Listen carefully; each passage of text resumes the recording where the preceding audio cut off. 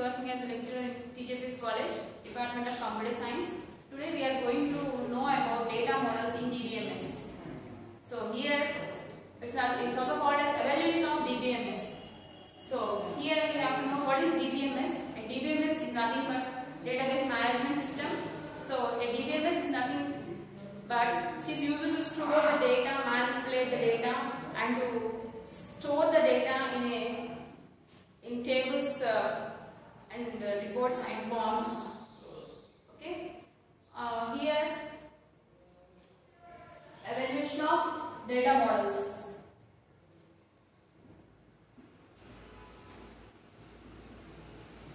So here we have to know what is data. Data is nothing but collection of interrelated data that can be stored at centralized location. So here we have 4 generations of data models. Those are first generation,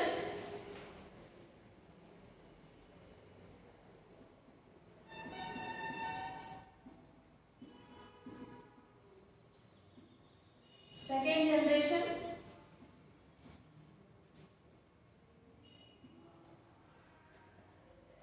third generation,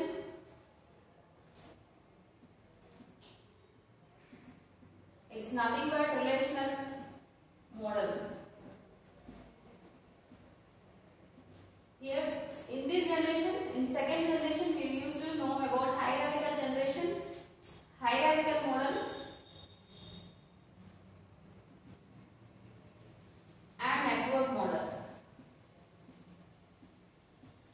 And coming to fourth generation,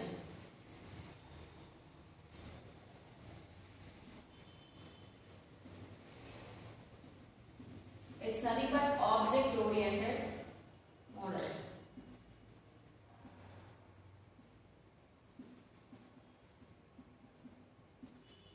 So coming to generations, we have 4 types.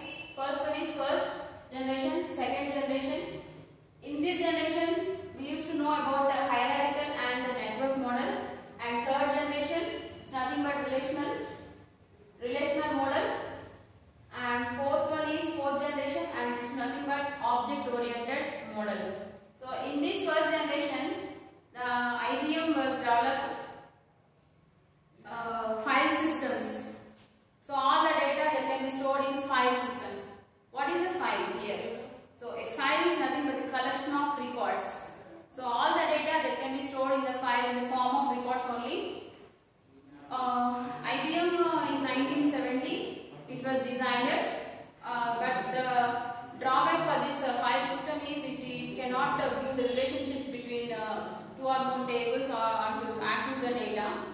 And coming to second generation, in this generation we used to know the data to transfer from one node to another node and to access the data from this. And here we have 2 types of generations, hierarchical model and network model.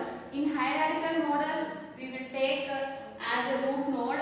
That means if we take A as a root node, from this A, so we are dividing the data into some parts B, C, D, and from that we will use to store the data like this.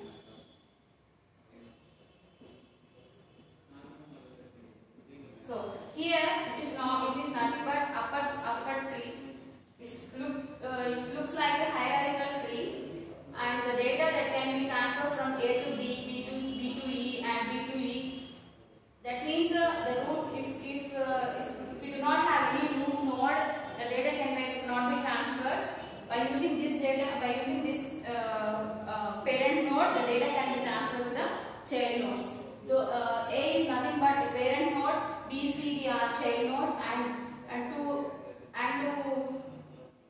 B, the child nodes are E and F, and C are not having the child, and D is having only G. So the data can be transferred like this in this model. That means in second generation, the data can be transferred by using this structure. And coming to the network model, all the data transferred from one node to another node.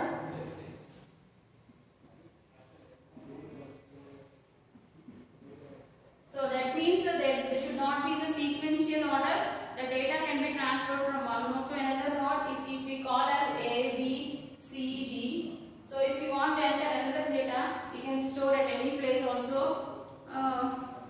So the data can be transferred from one system to another system by using the concept called network. That means all the data, all the nodes should be in LAN. That means all the nodes are in the same track. And coming to the third generation, that we can call as relational model. By using this relational model, the data can be transferred from one table to another table. That means all the data that can be stored in tables.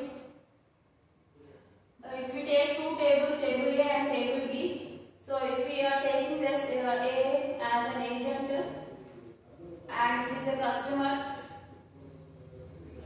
so if we want to enter the data into the A, we are writing the column names as agent code, agent name, something like this, agent address. So many fields can be entered into the agent table. And if we want to write the customer table, if we want to access the two tables information, here we have to write agent code. By using this code, we are maintaining the relationship. So that means by using this keyword, the data can be transferred from one table to another table by using agent code. So here another column name is customer name, customer number.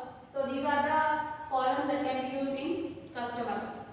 So if we want to build a relationship between the two or more tables, we use the relational model. So that can be developed in third generation. And coming to fourth generation, it's nothing but object-oriented model. In this model, we are used to know what is the object-oriented. Object-oriented means if you want to access the data, we use some classes and objects. So here, what is a class and what is an object? So class is nothing but a blueprint of an object, or otherwise called as data members. It's a user-defined data which contain data members and member functions. And it's also called as, in DBMS, it is called as an entity. An entity means it's a person, place, thing, an object, and something else. So if we write the agent or customer, this we can call as an entity. So these are this is entity, and agent code, agent name, agent address, or agent or customer name and customer address, customer number, those we can call as attributes. So by using these attributes and entities, the data can be accessed in object-oriented language. So these are the four types of models